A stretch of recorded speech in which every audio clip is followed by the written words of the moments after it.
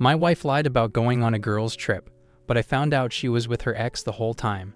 Now she's begging me to stay, but I'm done with the lies. I never thought I'd be the guy in this situation. You know, the one who gets blindsided by his wife. But here I am, 33 years old, sitting in my car after work, trying to figure out how everything went so wrong. It all started a few weeks ago when my wife, Rachel, told me she was going on a girls' trip with her old college friends. She's 31, and we've been married for 6 years. I didn't think much of it when she first mentioned it. She said they were heading to a cabin in the mountains for some girl time, hiking, wine, and catching up. I trusted her. Why wouldn't I? She was so excited about it too. The whole week leading up to the trip, she kept talking about how she couldn't wait to see her friends and how it had been years since they'd all gotten together. She even showed me pictures of the cabin they were going to stay in, this cozy little place with no cell service. It'll be nice to just unplug for a few days, she told me. I agreed. I figured it would be good for her to get away and relax. She works hard, and we've both been a little stressed lately. I had no reason to suspect anything. When the weekend came, I kissed her goodbye, told her to have fun, and didn't think twice about it. The first day, everything was normal. She texted me a quick, "Made it safely," when she got there, and I didn't hear from her after that. No big deal. I knew there wasn't any cell service, so I wasn't expecting to be in constant contact. But by the time she came home on Sunday night, I couldn't shake this feeling that something was off. She seemed distant. She was quieter than usual, like she was preoccupied with something. I asked her how the trip went, and she gave me the usual story, said it was great, that it was nice to catch up with the girls, that they hiked and cooked together. But something about the way she talked felt off. It's hard to explain, but after being with someone for so long, you start to notice when things don't add up. Still, I didn't want to be that guy, the one who's paranoid for no reason, so I let it go, or at least I tried to. But over the next few days, that weird feeling wouldn't go away. A week later, I was hanging out with my brother, Matt. We were just catching up, having a couple of beers, and somehow the topic of Rachel's trip came up. I mentioned the cabin and how she hadn't had cell service the whole weekend. Matt raised an eyebrow and said, "Are you sure she didn't have service?" Because I swear I saw her tagged in a picture on Facebook that weekend. It didn't look like a cabin in the mountains. My stomach dropped. "What do you mean?" I asked, trying to keep my voice steady. Matt pulled out his phone and scrolled through his feed. And there it was, a picture of Rachel at a beach resort. She was sitting on a lounge chair, cocktail in hand, laughing with some women I didn't recognize. I felt like I'd been punched in the gut.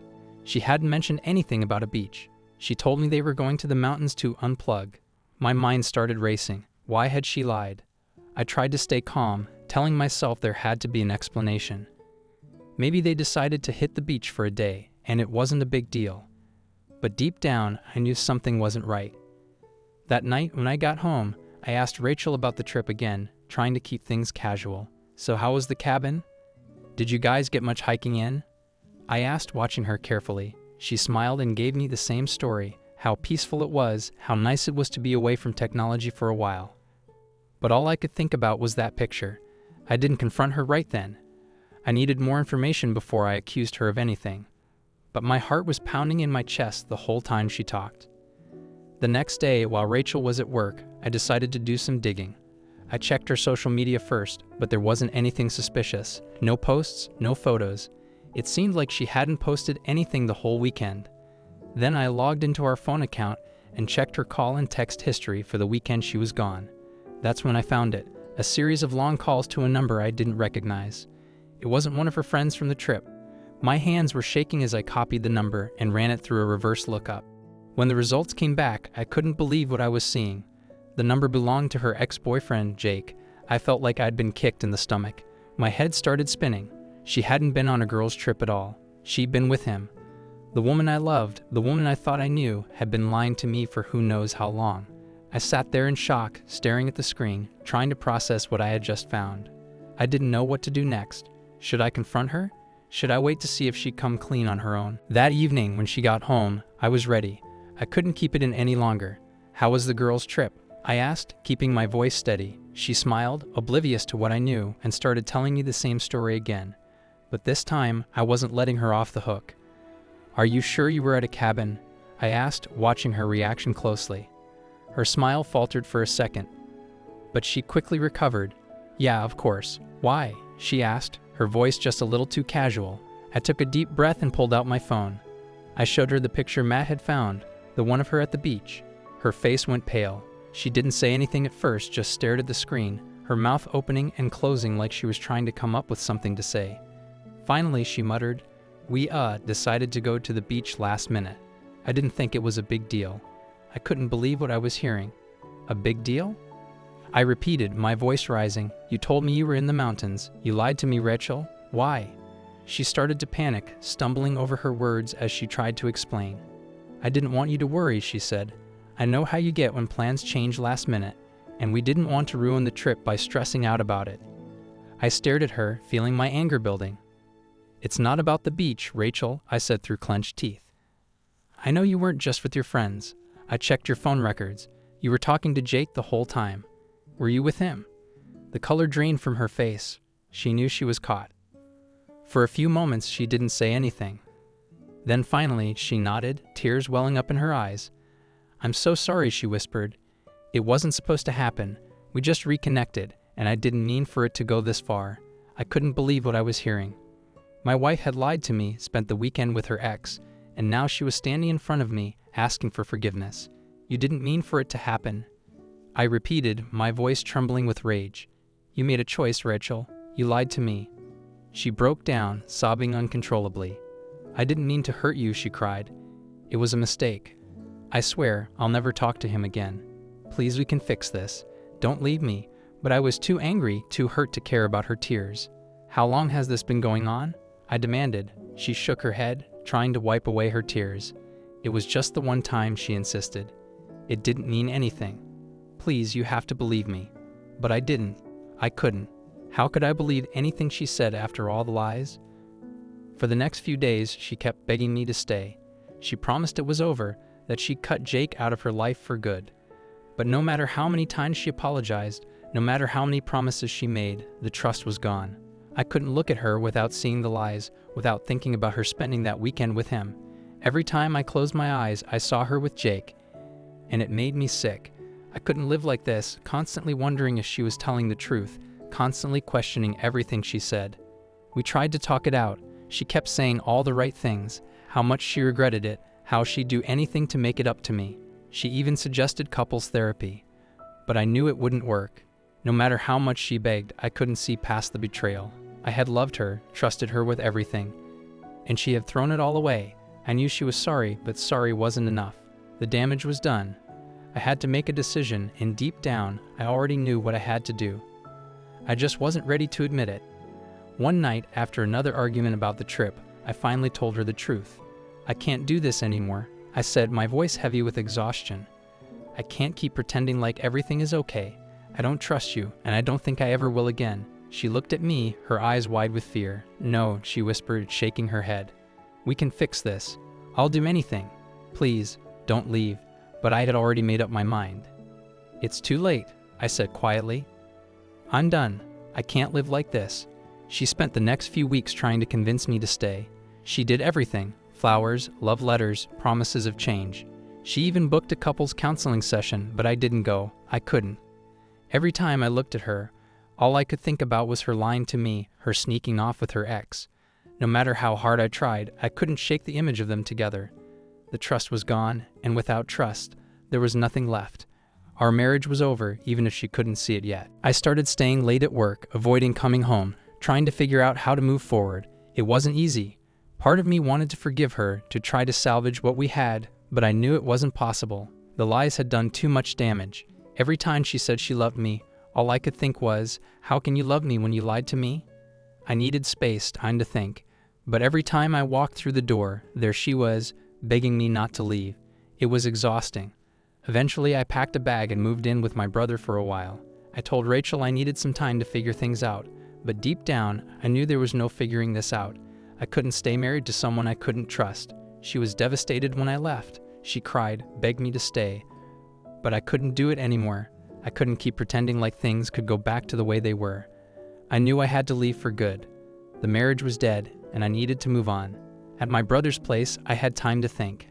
I replayed the whole situation over and over in my head, trying to make sense of it. How had we gotten to this point? What had gone wrong in our marriage that made her feel like she needed to reach out to her ex? The questions kept me up at night, but no matter how many times I asked myself, I couldn't come up with an answer that made sense. All I knew was that the woman I had married wasn't the same person standing in front of me now. I went through stages: anger, sadness, confusion. Some days I wanted to scream at her for what she'd done, for the lies she had told. Other days I just wanted to crawl into a hole and forget it all. But no matter what I was feeling, I couldn't escape the reality that our marriage was over. The trust had been shattered, and there was no putting it back together. I hadn't wanted to admit it, but the truth was staring me in the face. We were done. Rachel continued to reach out to me during that time. She sent long text messages, apologizing over and over again, telling me how much she loved me and how she'd do anything to make it right. She called me every night, leaving voicemails, begging me to come home. But each message only made me feel worse. I couldn't go back to her, not after what she had done. No amount of apologies could change the fact that she had lied to me, that she had spent a weekend with another man and tried to hide it. A couple of weeks later, I decided to file for divorce. It was the hardest decision I had ever made, but I knew it was the right one. I couldn't stay in a marriage where there was no trust. I couldn't spend the rest of my life wondering if she was being honest with me or if she was hiding something else. I deserved better than that, and deep down, I knew that leaving her was the only way to move forward. It wasn't easy, but it was necessary. When I told Rachel I was filing for divorce, she was devastated. She begged me not to go through with it, told me we could fix things if we just gave it more time. But I was done. I can't live like this, I told her. I deserve better than lies. She cried, telling me how sorry she was, how much she loved me, but her words felt hollow. I had heard them all before, and they didn't mean anything anymore. The damage was done, and there was no fixing it. The divorce process was brutal. Rachel continued to reach out, trying to convince me to change my mind, but I was firm in my decision. I had to be. I couldn't let myself get pulled back into the web of lies she had created. The paperwork was filed, and before long, we were sitting in front of lawyers, hashing out the details of our separation. It was painful, but it was also freeing. For the first time in weeks, I felt like I was taking control of my life again. Once the divorce was finalized, I moved into my own place. It was strange at first being alone. I had spent 6 years building a life with Rachel, and now all of that was gone. But as the days went by, I started to feel more like myself again. I threw myself into work, spent more time with my friends, and started focusing on the things that made me happy. I had lost so much in the divorce, but I had also gained something important: freedom. As time passed, I began to heal. I went to therapy, worked through the anger and betrayal I had felt. It wasn't easy, but each day I felt a little bit stronger. I learned that I didn't need Rachel to be happy. I didn't need her lies, her deceit, or her apologies. I needed to focus on myself, on rebuilding my life and moving forward. And that's exactly what I did. I heard through the grapevine that Rachel had gotten back together with Jake a few months after the divorce. It didn't surprise me. In some ways, it made sense. She had always been drawn to him, even when we were dating. I guess they had unfinished business, but as much as it stung to think about her being with him, I didn't let it get to me. I had moved on. I wasn't the same person I had been when we were married, and I wasn't going to let her choices define my happiness anymore. Looking back, I realized that Rachel's betrayal, as painful as it was, had been the wake-up call I needed. I had been living in a marriage that wasn't working, but I hadn't wanted to admit it. Her lies forced me to take a hard look at my life, and in the end, I knew that leaving her was the best thing I could have done. I had wasted too much time trying to make things work with someone who wasn't being honest with me, and now I was free to start over. I started dating again a year after the divorce. At first, it was scary. I wasn't sure if I was ready to put myself out there, but I knew that I couldn't let Rachel's betrayal keep me from finding happiness. I met new people, went on a few dates, and slowly but surely, I started to rebuild my confidence. I wasn't looking for anything serious, but it felt good to be in control of my love life again. I wasn't settling for less than I deserved anymore. One day, out of the blue, I got a text from Rachel. "I miss you," it said. I stared at the screen for a long time, my heart racing. I hadn't heard from her in months, and now here she was, trying to come back into my life. But instead of responding, I deleted the message. I didn't miss her.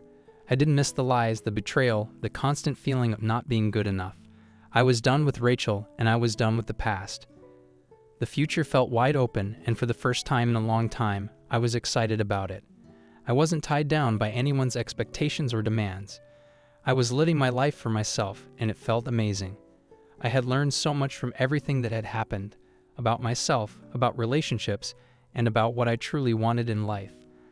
I wasn't the same person I was when Rachel and I had first gotten married. I was stronger now, more confident, more sure of who I was and what I wanted. And that was something no one could take away from me. If there's one thing I've learned from all of this, it's that you can't rely on other people to define your worth. For so long, I had let Rachel's lies dictate how I saw myself, how I felt about my place in the marriage. But now I was learning to trust myself again, to believe in my own strength and resilience. I didn't need her validation anymore. I was enough just as I was. And that realization had changed everything. Life is funny sometimes. What felt like the worst thing that could ever happen turned out to be the best thing for me. Rachel's betrayal hurt, but it also set me free. It gave me the push I needed to take control of my life, to stop living for other people and start living for myself. And now, as I look toward the future, I feel hopeful. I know there will be challenges ahead, but I also know that I'm strong enough to face them. Because if I've learned anything, it's that I'm capable of surviving whatever life throws at me. Rachel's family never reached out to me again after the divorce, and honestly, I'm grateful for that. Maybe they're still blaming me for everything. Maybe they've moved on. I don't know, and I don't care. They're in my past now, and that's where they'll stay. I've let go of the need to prove myself to them, to make them see me in a certain way. I'm done with their expectations, done with their judgment. I'm free, and that's all that matters. As I move forward with my life, I'm focused on the things that truly matter. My career, my friendships, my happiness. Those are the things that define me now, not my relationship with Rachel or the mistakes she made. I'm building a life that's mine, a life that reflects who I truly am. And it feels good. For the first time in years, I'm excited about the future. I'm excited about the possibilities that lie ahead, about the new experiences I'll have, and about the person I'm becoming. The pain of what happened will always be there in some small way, but it no longer controls me. I've taken my power back. I've reclaimed my life, and I'm moving forward with my head held high. I'm proud of how far I've come, proud of the strength I've found within myself.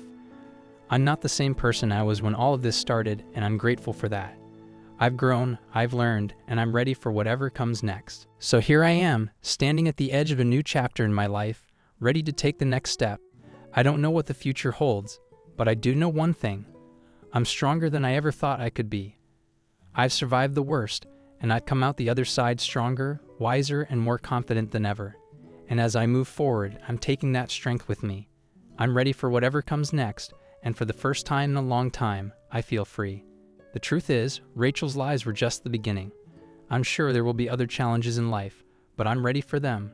I've learned that I don't need anyone's approval or validation to live a fulfilling life. I've taken control of my own happiness, and that's something I'll never give up again. The future is mine, and I'm embracing it with open arms.